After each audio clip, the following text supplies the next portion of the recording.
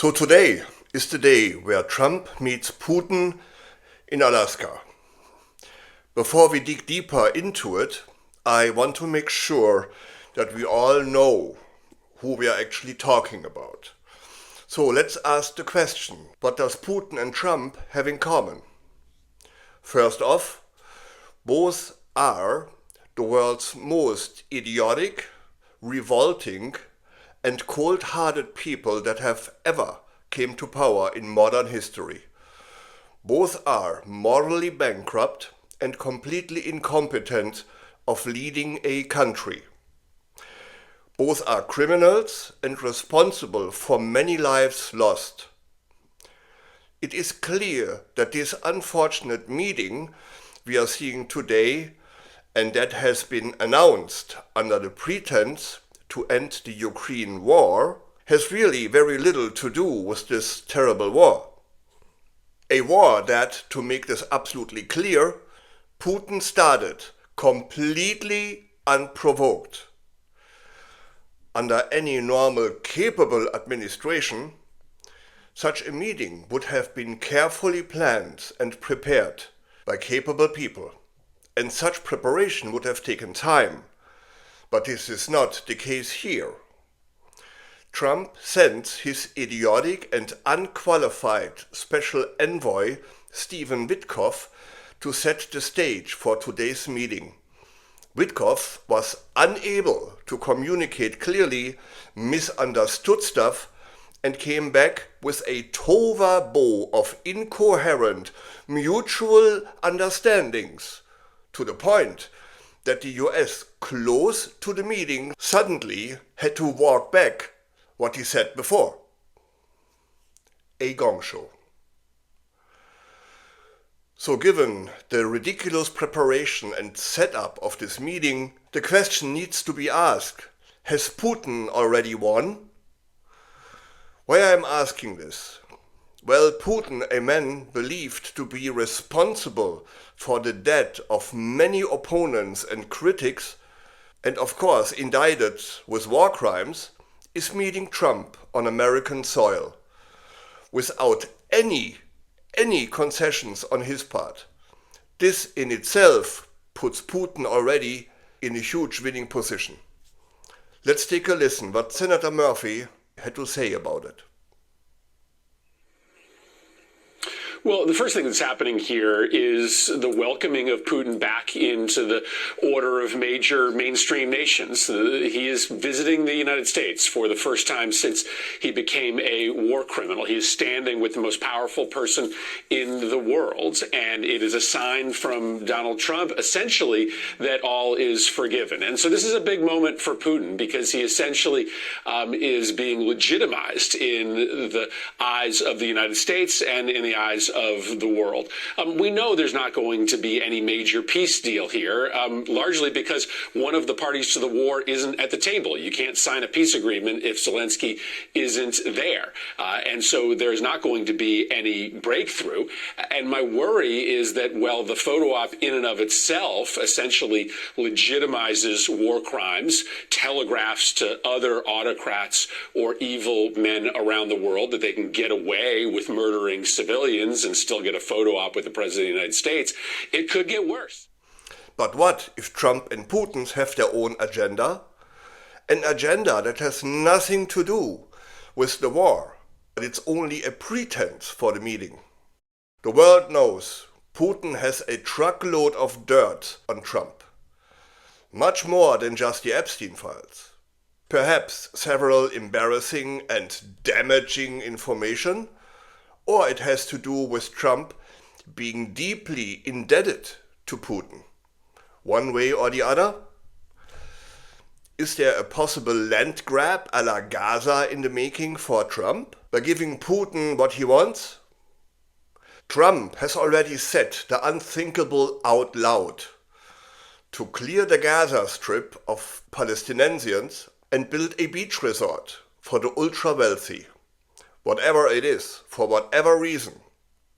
What if, at the end of the day, there is no tangible agreement between Trump and Putin regarding ending the war? What if Putin tells Trump to fuck off? What then?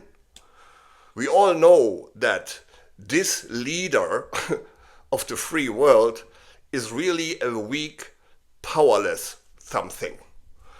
No matter the outcome, Trump will not do anything to pressure Putin. Let's see how Senator Murphy feels about it. Murdering civilians and still get a photo op with the president of the United States, it could get worse because if there is no agreement, if Putin thumbs his nose at Trump and then Trump does not follow through with more weapons for Ukraine or with any sanctions, then it's essentially the final green light to Putin that he is going to be able Senator, to persecute this war what's your without, solution? Let's put up the 5 things that So today there is a meeting between two men who appointed themselves as to be in charge of Ukraine's destination. Both are pathetic liars and both know very well that whatever they say about peace in Ukraine, Putin will not honor any type of peace deal with Ukraine, not without consequences of violations clearly defined on paper, and not signed by Trump. The world knows how meaningless that would be. A peace deal of any kind can only be achieved directly between Zelensky and Putin. And the orange idiot should not even be in the room where it happens. But listen what Senator Murphy has to say about it. I think it's very important for all of us to hear from you and other leaders what a just final deal in Ukraine looks like so we can set expectations not only here but among allies, that American leaders like you can set expectations for what that just peace looks like, what you need to see. Okay, I think the most important element of that just peace is that it is a negotiation between Ukraine and Russia, not a negotiation between the United States and Russia. So if the Ukrainian government decides that they're going to sit down and do a diplomatic deal, and in that agreement they are willing to talk about territory, then that is Ukraine's right. Now, I think the only way that Ukraine would do that is if they also have a security guarantee from Europe and the United States. So a diplomatic solution probably involves a conversation around territory, but it also would require the United States to be able to guarantee that whatever territory remains in Ukraine's control will not be impeded ever again by an outside force like Russia. Now, Trump is not willing to do that. Trump is not willing to give that security guarantee. And he is seemingly not willing to even put Zelensky in a position where he can negotiate from a position of strength. So to me, this is about a direct negotiation. And right now, Trump is clearly not willing to empower Zelensky to be in that negotiation with Putin. Well, and again, So back to the subject of security guarantees. Let's say there is a peace agreement between Zelensky and Putin. The world knows that Putin will not honor such a thing. So who will or should enforce it? Trump? That would be laughable. NATO? Or some form of agreement between countries like the Europeans, Australia, and Canada? Earlier this morning from other guests, it seems that the security guarantee that you just outlined, that security guarantee actually means more to the Ukrainians than exactly where those lines are going to be drawn on an eventual land for peace deal, right?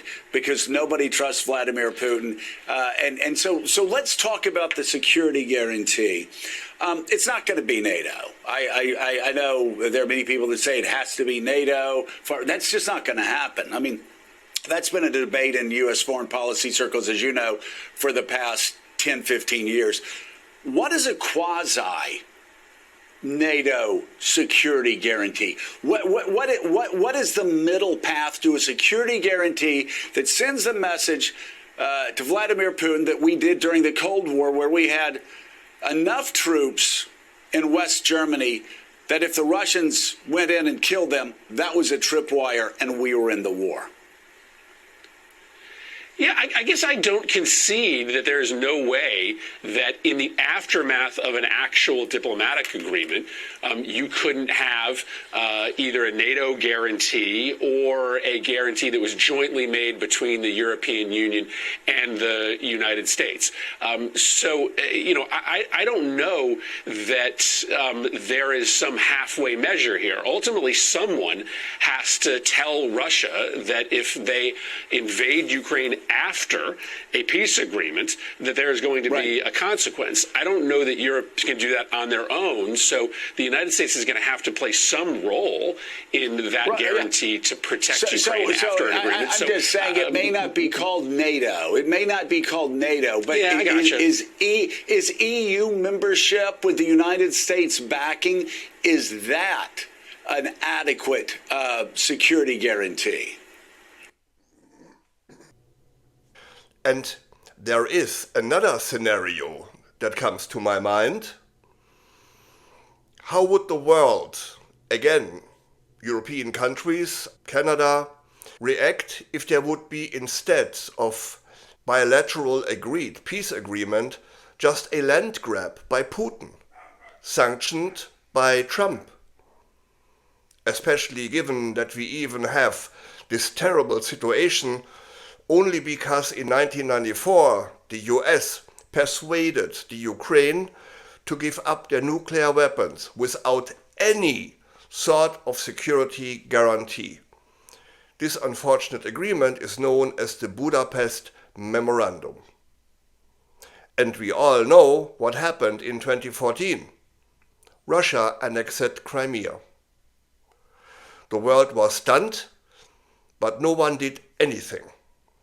Listen to Senator Murphy. So, I mean, I think there has to be something beyond just the acceptance of Ukraine into the EU, because the EU doesn't right now involve, any kind of military protection. Right. So, listen, I'm open to different options, but I just know that Putin is not going to be able to be trusted on any agreement that he enters into. He didn't observe the Budapest Memorandum. He didn't follow through on the Minsk agreement, and he likely will not hold to any new peace agreement with Zelensky unless he knows that he is ultimately going to be confronted by European or American forces if he once again tries to conquer Ukraine by force.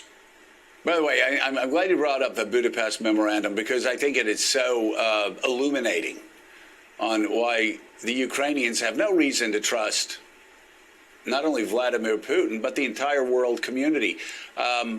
The fact that we said, give us your nuclear weapons and we will protect your sovereignty, we will protect your boundaries. And then in 2014, the United States and the rest of the world did absolutely nothing. Talk about how that constantly. And for all of us who are not really up to date what the Budapest Memorandum is, Senator Murphy explains it perfectly. For this entire crisis in two ways. So the Budapest Memorandum was basically the United States and Russia saying, give up your nuclear weapons, and we promise to observe your sovereignty. But it was not a security guarantee, right? That agreement didn't say, if Russia invades you, the United States will get your back, or if the United States invades you, Russia will get your back. And so Ukraine knows that. Ukraine knows that an agreement that just says, I won't invade you, isn't worth the paper that it's written on, because they ultimately need someone who is going to come to their defense. But the second problem with the Budapest Memorandum is that it is a real signal to nations that they should be careful about giving up their nuclear weapons or a pathway to nuclear weapons. Ukraine had nuclear weapons, they gave them up, and now they are at war. Now they are at risk of losing their sovereignty. And so as we are trying to push back against other countries, for instance in the Middle East, that are trying to seek weapons, the failure of the Budapest Memorandum and any follow-through mechanism is an invitation to other nations to obtain nuclear weapons as their best mechanism to prevent outside aggression. So, Senator, returning to the event today, there's some growing concern among some foreign policy experts that Putin is trying to expand the agenda. We all know what always happens after every meeting the fascist gangster has. He goes in front of the press and declares a big outcome, even victory. So listen to what Senator Murphy has to say of what we can expect after the Trump-Putin meeting. Concern among some foreign policy experts that Putin is trying to expand the agenda. He's bringing a business delegation. He wants to talk about maybe a new nuke deal, a few other items to try to potentially, the fear is, give Trump something he can point to as a win without making much progress in Ukraine. Give us your assessment on that. But to be fair, would there be some other things that Trump could accomplish today that would be something of a success? Yeah, I do think we have to admit that our relationship with Russia is and always has been deeper than just the crisis in Ukraine. We do need a new nuclear agreement with Russia. Ultimately, we need to find a way to bring the Chinese into a trilateral agreement around the restriction of nuclear proliferation. But, there are certain other areas of effort that are important. I do worry, though, that Putin is going to focus on sort of economic enticements. And let's just be honest, there is really no meaningful economic relationship between the United States and Russia.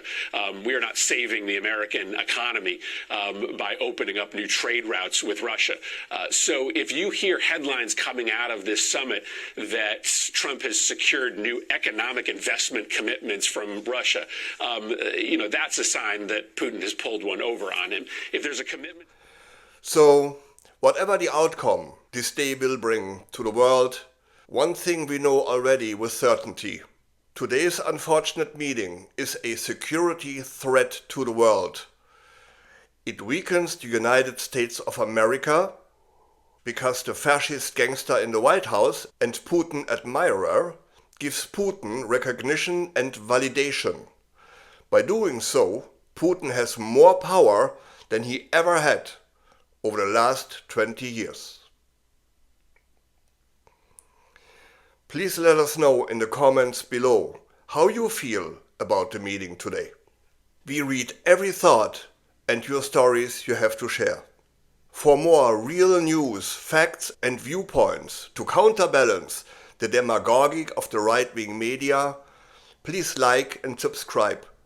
It goes a long way to help the channel. Till next time, I'm Wilfried Lemkuler from Europe Curious.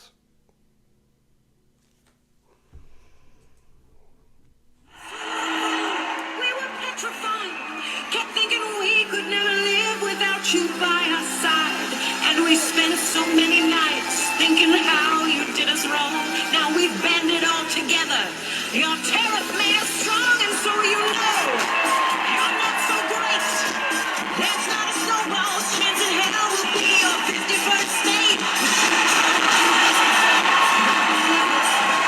You really need our resources far more than we need you, so now just go.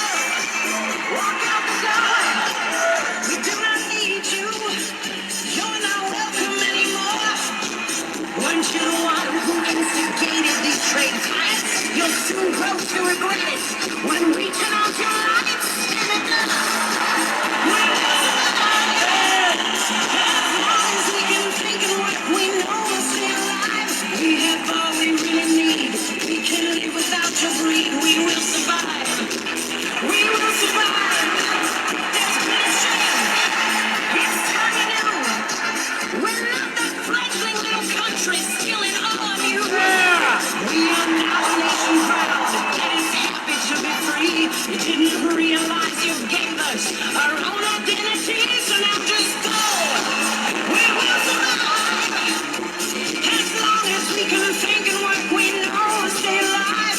Yeah, but all we really need, we can live without your greed. We will survive. We will survive. We will survive. 51st state, my fucking ass. God, coming up.